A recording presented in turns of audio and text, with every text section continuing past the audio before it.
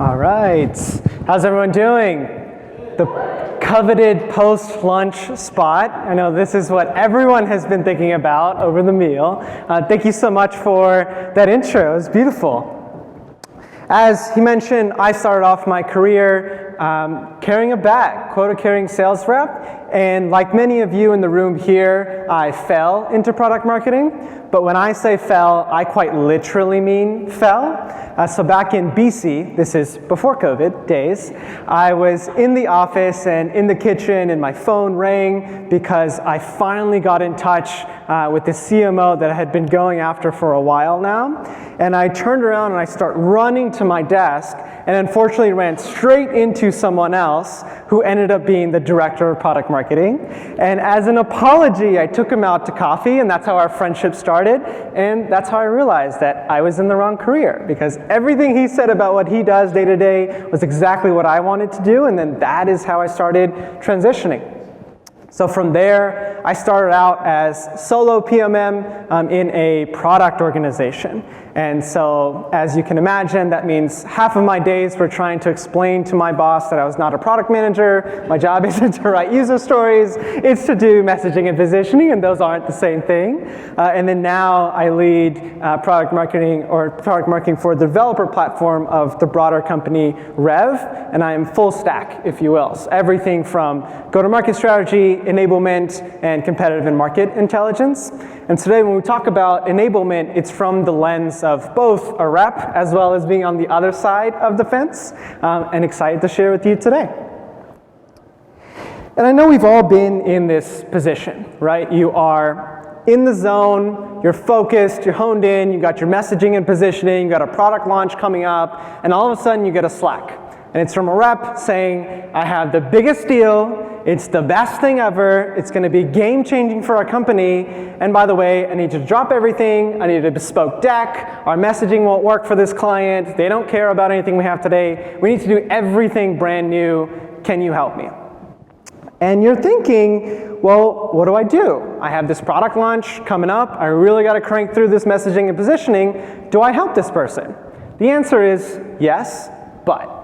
And the but is critical here. Let's ask some qualifying questions to this person, which is it maybe an education problem? Is there something that you've already created that they just don't know about that could be repurposed for this exact same situation?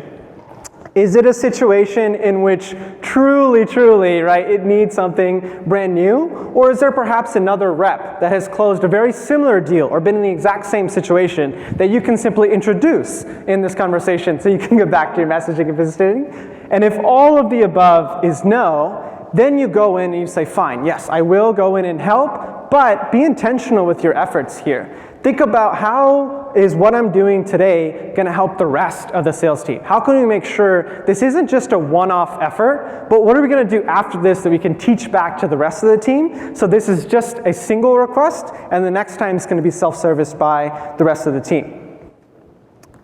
But it's not just about prioritization, right? Enablement is hard for a lot of different reasons. Number one is the question of, where do I even begin? What's the right content that I should start with? Do we just need one-pagers all day? Should I be making pitch decks all day? What is the right collateral to even use? And more importantly, should I be doing all of this? Is there someone in product or someone else in the organization that should really be responsible for some of these things? Do I have the right goals in mind? Am I spending my time in the right place at the right time? And then finally, how do I know any of this is even working? Are the people that I'm making this for actually using all of this? Raise your hand if you've asked any of these questions to yourself in the last 30 days. Yeah, that's what I thought. This is all of us, right? It happens all the time. This is why sales enablement is so challenging for us as product marketers. The key to success in my mind here is remember that salespeople don't just do what you expect, but they will do what you inspect.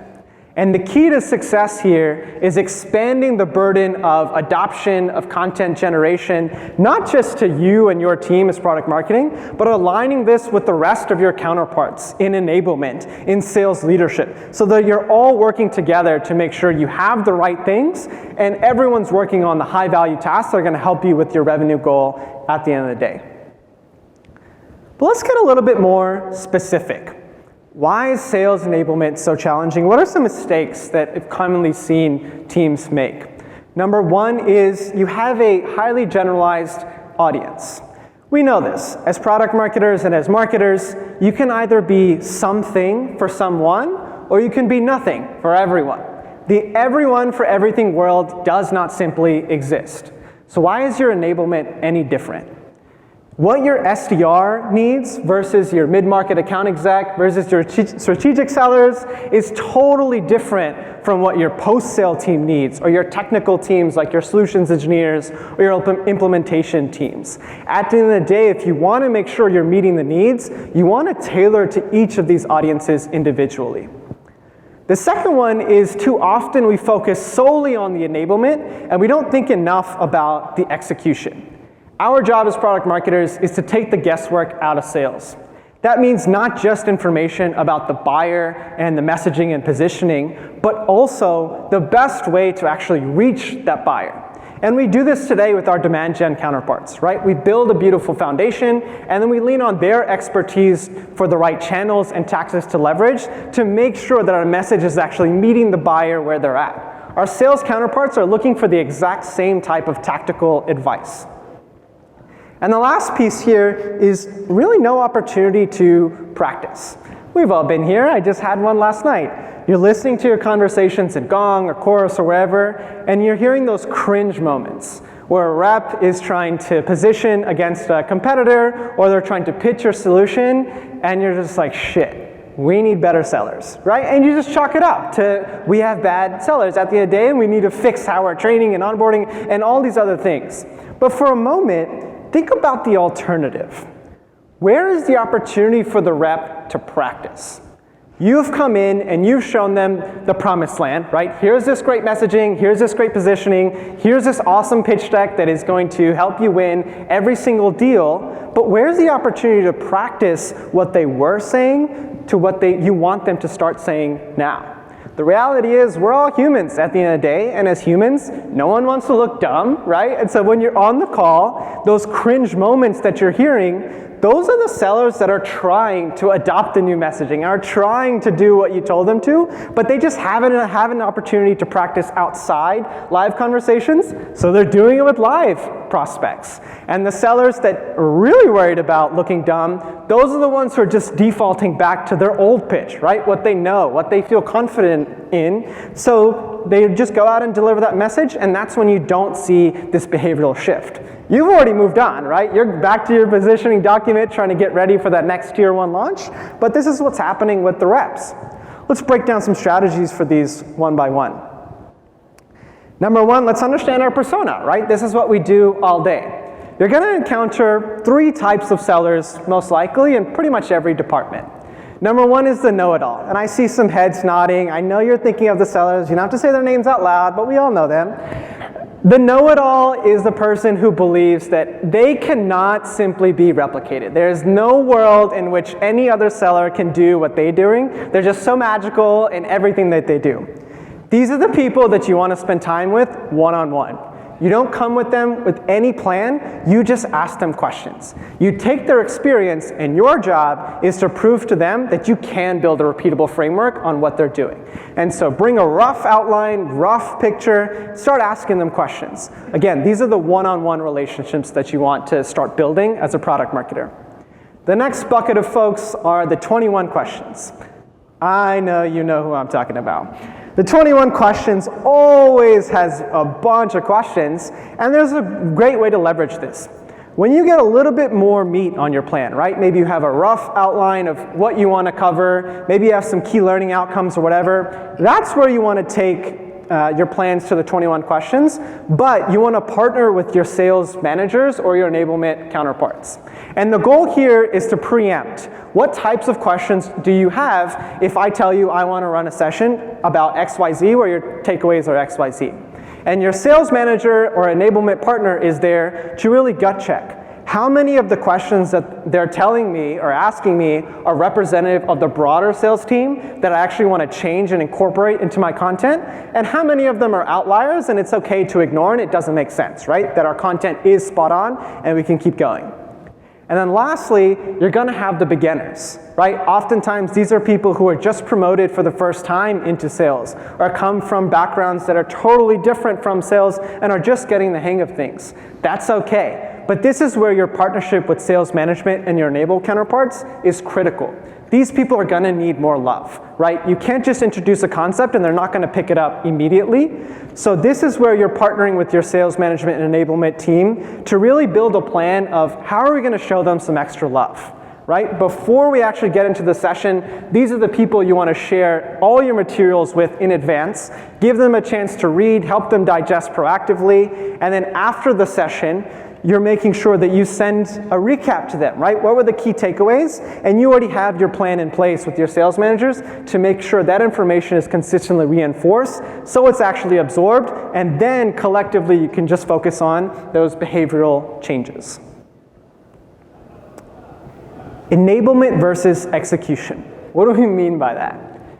A lot of product marketing is we talk about what to say, but we don't really talk about how to actually say it. And we do this today all the time, right? And oftentimes it's really about what point in the conversation do I actually bring this up? So let's take a case study, for example. You have these maybe brilliant case studies, awesome, great ROI, clear messaging, you're super proud of your work, you've been working on it for weeks. Your SDRs are gonna have questions about this. In my workflow, if my job is to book meetings, is this something that I include in the first touch? Do I wait until I get an objection from a buyer and then send in my case study? Or do I just attach this to every single email and my response rate should just go up because now I have a case study? They need to understand the how. Similarly with your account executives or your sellers here. They're wondering, is this something that I need to send before the call and have them read? Do I bring it up during the conversation? Do I use this instead of a pitch deck? Or afterward, do I send this to the point of contact and have them share internally? Where in the buyer journey should I be using this content? How do I know that I have the right person where this content is actually going to resonate? A lot of these questions are often left unanswered, right? And then you're sitting here scratching your head saying, why the hell aren't they using the thing? It's because we haven't explained how. And that's really the difference between good enablement and fantastic enablement. We want to start thinking about workshops instead of just presentations. And we do this already today. We do it with our product launches, right? When we have something that's early in market and we're not super confident about going to market, so we have a beta, right? Work out the kinks. And then what we do is we find these like fantastic folks, early adopters, who have a really good experience, and we're like, you're mine. And we take their message and we amplify it, right? When we go to general access, we're leading from the front with all these customer stories saying, look at how great this thing is, look at how great this thing is. Why is your enablement any different? Before you go into any team-wide discussion, you should be dog-fooding your enablement with your sellers. And it's not just to get feedback, it's to run pilots. So that by the time you get to the full team, it's not just here's my thing, but if you feel confident enough, have the sellers present on your behalf. Because you're not just presenting updates, you're presenting outcomes. You're saying, look at this big deal that they just won. Look at how we won a deal over XYZ competitor that everyone is struggling with. Look how they secured their first 6-figure or 7-figure deal, and just happened that, oh, what collateral and content did you use to make that happen? How did you incorporate the pitch into your overall workflow, and what was really resonating for you? Every good product marketer has a framework, right? We all love our frameworks. How do we actually make this happen? What is a systematic way you can use to repeat this process for your own organization? For me, I think about the 3 R's as a measure of success. Number 1 is retention. You may already be doing a check for understanding, but how often are you doing a check for retention? The difference between understanding and retention is the behavior change. 1 to 2 weeks or a month after you've introduced all this great new stuff, how many people have shifted their behavior, right? How many people have actually changed? The second is around repetition. This goes back to what I was saying earlier about the inspection versus what you expect. Your managers for your sellers are asking questions after every single call. How did it go? Do you think it'll close this quarter? Do you need anything else from me? that's a great opportunity for you to partner, and there's already an inspection really going on. That's a great opportunity to piggyback and expand the types of questions that they were asking. For example, is there content to cloud that you've already introduced or that you see missing right now where we can go get product marketing's help to figure out what's the right place to incorporate in it to have get to the next meeting? And worst situation, right, you don't have the retention and you're not having the repetition, that's when it just comes down to plain old research. And you may have your dossier on your competitors, right? 3 pages, here's their messaging, positioning, go-to-market strategy, here's their focus industries and verticals, here's their pricing. The reality is it doesn't work in the workflow, right? If I'm a rep, I'm on a phone call and a prospect says, hey, yeah, I'm thinking about blah, blah, blah competitor. In my brain, I go, oh shit. And I start furiously typing while I'm on the call. And my whole goal, I'm not trying to close a deal. The whole point of a sales conversation is to get to the next conversation. That's it. So I don't need a 3-page dossier. I'm looking for 1 or 2 key points, topics, or questions to lead the conversation to get this person to give me the opportunity to now present in depth how we're different from this competitor. But first I have to earn that right on their calendar. So all I'm really trying to do is find those 1 or 2 key things, and if I have to scroll through 3 pages of information trying to find those quick things, you can better believe that's where you have things not being adopted, and that's where we start making shit up, right? Like whatever we feel like. That's generally what tends to happen. I've used this framework for a number of years, super confident that if your goal is to stop working on these kind of tactics all day and start focusing instead on strategic projects, right? If your goal is to be a trusted partner for sellers, start thinking about this framework, start talking about it with your sales managers or enablement counterparts. And that is the difference between how you become a trusted partner instead of a content generating machine. And at the same time, you'll start to see a clear line between the work that you're doing on enablement and collateral generation to your win rates as well as your pipeline goals. Thank you very much. Ask me any questions.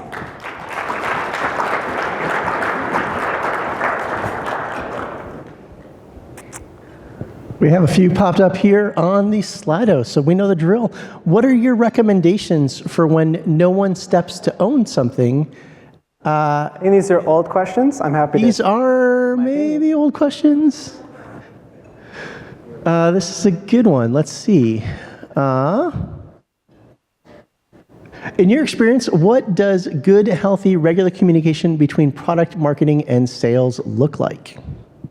That's a good question. Good, healthy, regular communication. These are very loaded words. I think it depends on how bad is your relationship, right? How far removed do you feel the definition of what product marketing should be versus what it is at your organization? If they're just looking at you at a glorified agency, right? Like, I made this deck, I already know who I'm talking to, can you pretty it up?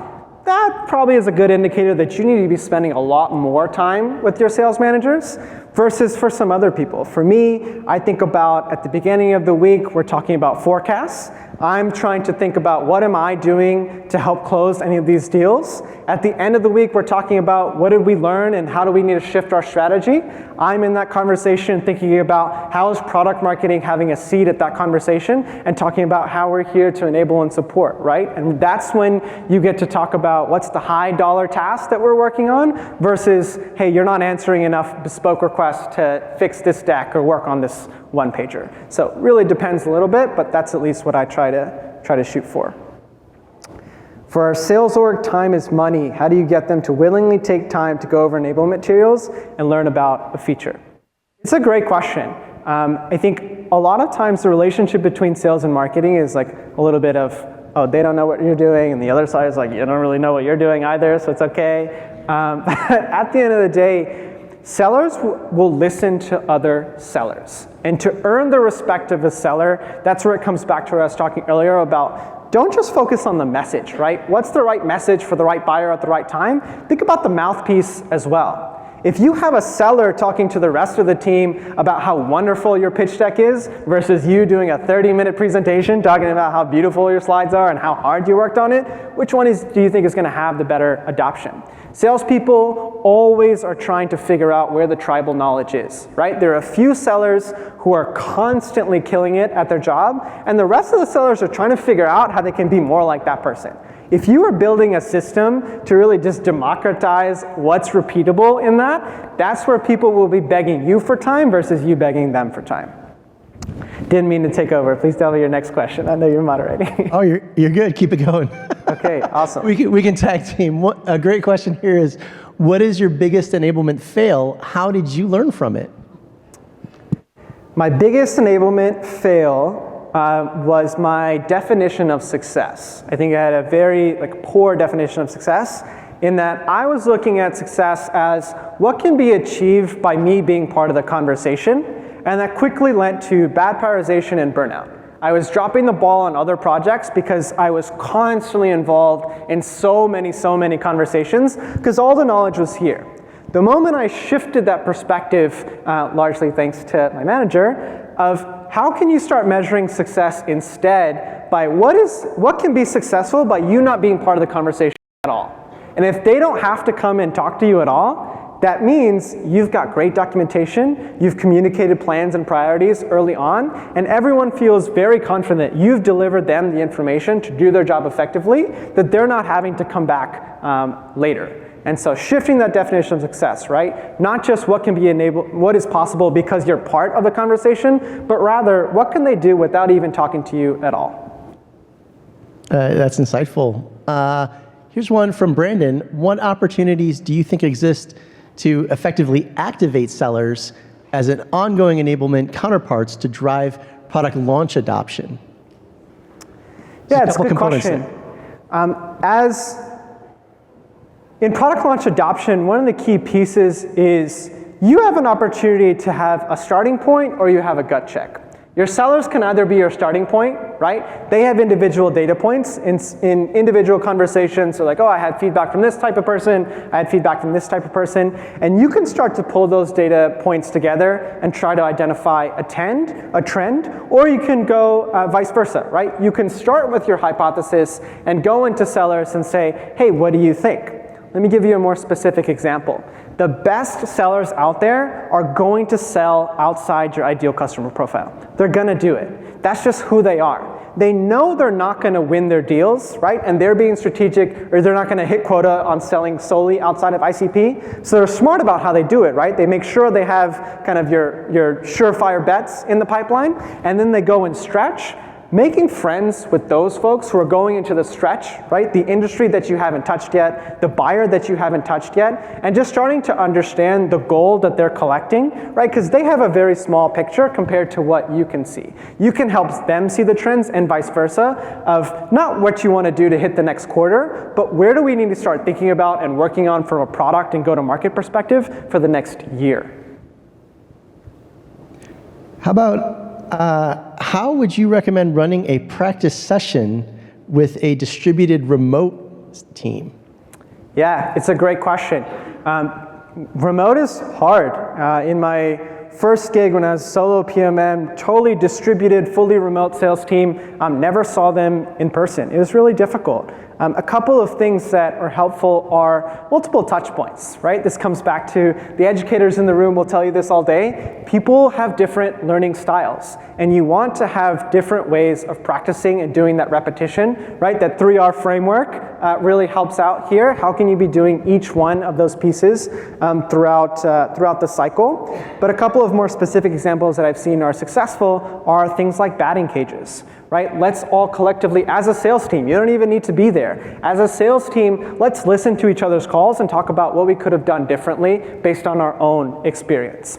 You can also be doing things like deal reviews. These are active deals in flight where collectively your sales team, and maybe even looping in product or product marketing or others where it makes sense, who are saying, I have this in-flight deal, here's what I've learned, and here's where I'm stuck. Let's collectively brainstorm what we can do to get unstuck. And you can supplement that, right, with the research that you're doing around win-loss, right, which is more around deals that have already closed that can help inform active deals that are currently stuck. But generally, how do you democratize the access to good information within the actual sales team? And it doesn't necessarily need to come from you. It's most of the time another rep that you're simply introducing them to. Your job is just to create the actual structure to make it happen.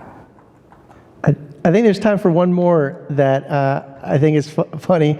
Any tips to avoid death by 1,000 paper cuts from the sales questions? Your 21 question sellers are tough, right? I get it. It's very easy to get frustrated because you're like, there's nothing to do with what we're talking about, stop asking questions. I get it. Or if you're getting a ton of different requests, right? If you feel like you're an underwater like content generating machine, right? You're just always asked to do edits on this or make a new one pager for this. That's probably indicative to one of two problems that you may have. Number one is you don't have a strong enough partnership with sales managers, or if you have an enablement counterpart, you're not talking to them enough. Together, collectively, you should be prioritizing what are the high value tasks, what are the gaps that actually the entire team needs, and then figuring out what's the best way to actually deliver it. That may not mean product marketing is doing every single task by their own. That may mean partnering across other relationships you have in the organization. And a lot of times the answer is, you've built enough trust. A second problem you may have, if you've built great trust and you have a great relationship to your seller, so now they just come knocking on your door every single day and say, I have a question about this, and I have a question about this. That's a great time to reintroduce them to someone else on their team who's doing the exact same thing, right? And you see this data. If you're looking at your pipeline actively, you're going through win-loss, you should also be looking at who's closing what types of deals. Who has really good expertise with the big dollar deals or for a specific industry or a specific use case. Build a Rolodex of those people that you also have relationships with. Most of the time it's the know-it-all sellers. And then say, hey, I have a great mentorship opportunity for you. 21 questions over here I think could really use a ride-along with you. Do you have some time to set that up, right? Boom. And now you've redirected, it's all getting done, and you can go back to your tier 1 launches. You compare them with the know-it-alls. You compare them with the know-it-alls. Absolutely right. Great advice. Great advice. Let's give another hand. Great talk from Farhan. Thanks, everyone.